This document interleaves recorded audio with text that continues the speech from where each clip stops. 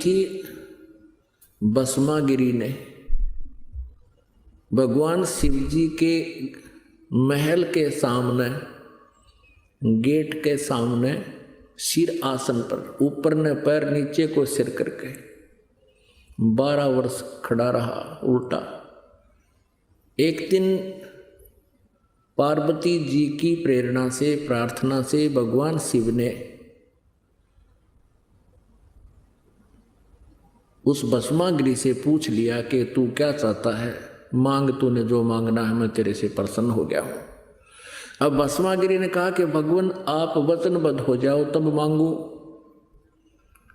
भगवान शिव जी ने सोचा भाई तपस्वी आदमी है, के मांगेगा, एक सिद्धि मांग लेगा, दे दूंगा। भगवान शिव जी ने कहा ठीक है भाई मांग ले, मैं वचनबद्ध हो गया। तभी उसने वो साधना त्याग दी, खड़ा हो गया और कहा कि आप अपना भस्म कंडा दे दो।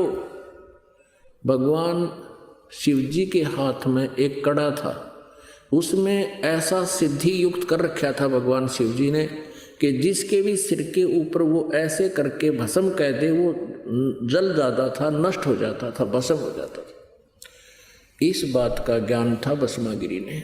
और भस्मागिरी किस लिए उपासना कर रहा था कि भस्म कंडा लेकर शिव जी से, और शिव जी को मारूंगा, भस्म कर दूंगा और पार्वती को अपनी पत्नी बनाऊंगा।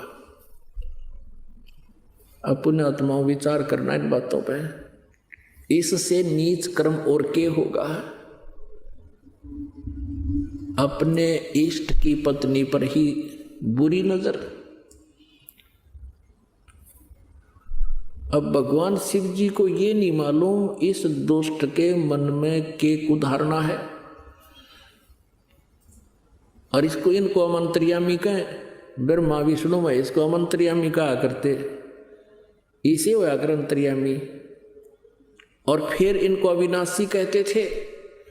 अब जो ही भगवान शिव ने कड़ा उसको दे दिया और कहने लगा भस्मागिरी के होले शिव जी होशियार, तुझे मारूंगा, पार्वती को पत्नी बनाऊंगा। भगवान शिव जी डर के भाग लिए,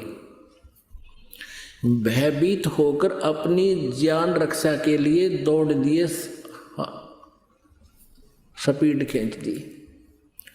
आगे आगे भगवान और पाछे पाछे पुजारी जग खाट ठानते। अब ये जो अविनाशी होते, इन भागण की आवश्यकता थी? अभी तक इनके विषय में जो ज्ञान इन नकली गुरुओं ने दिया वो कति अज्ञान भर रखा हमारे अंदर। इनकी जीवनी में लिखा दास तो पढ़कर सुना रहा आपको। फिर भगवान ने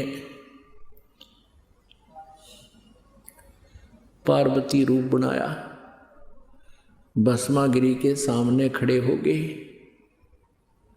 भस्मागिरी से बोले कि रुक जाओ, अब शिव जी तो तेरे पास आएगा नहीं, उसको तो इतना भय है कि जब तक तेरे पास कड़ा है वो निकट नहीं आएगा। अब भस्मागिरी का तो उद्देश्य यही था कि पार्वती मिले मुझे। आगे आपको इस कथा का पता ही है कि भगवान ने फिर उसको गंडहत नाच नचा के और उसी कड़े से उसका हाथ ऊपर ले आकर के ऐसे नाच इस हाथ को ऊपर कर, इसको नीचे कर। जब वो कड़े वाला हाथ उसके ही सिर पर पहुंच गया तब कह दिया भस्म। वो भस्मागिरी मर गया। उसके बाद वो भस्मा असुर कहलाया।